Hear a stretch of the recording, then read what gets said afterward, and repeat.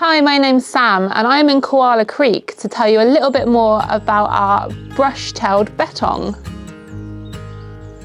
Over at Koala Creek we've got lots of really special animals, but we've got one that quite often gets overlooked, and that's Midley, our little brush-tailed bettong. Now she lives on the floor under the koalas in the Koala Creek exhibit, and you can be forgiven for not noticing her sometimes.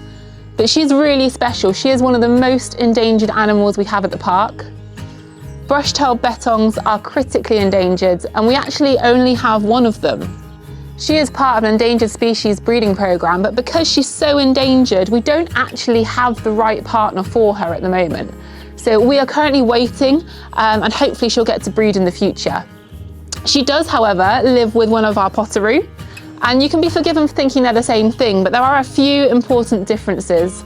Midley, our bettong, is a little bit bigger, and the name brush-tailed gives it away. She's got these hairs on the end of her tail which are a little bit like a brush, so you can tell her apart with that.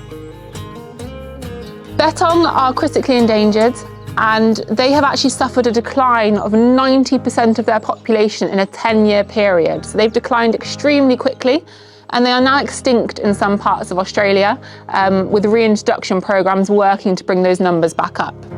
The main reason for this decline is actually not what you'd think. We think a lot about bushfires and other disasters that sadly affect our Australian wildlife, but bettong is endangered due to introduced animals.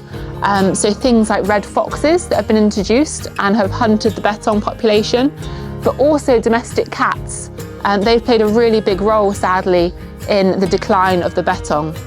Our potteroo and bettong are marsupials. They're in the same family as the koala and the wombat, but they're more closely related to our wallabies and our kangaroos.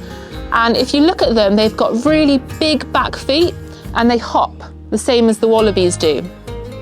And of course, being a marsupial, it means they have a pouch as well. So she does have a little pouch in her tummy, and hopefully in the future, if she gets the opportunity to breed, that is where she will grow and feed her babies. Because the bettong are so endangered, the Australian Wildlife Conservancy are doing fantastic work at captive breeding and then reintroduction programs to put them back into their native areas. This involves making large fenced areas that are free from predators, where the bettong can be released to behave in a normal way without the outside threats that they would otherwise face, which is really, really important work. Although the bettong is a really small animal and quite often quite overlooked, they're so important for the ecosystem as a whole.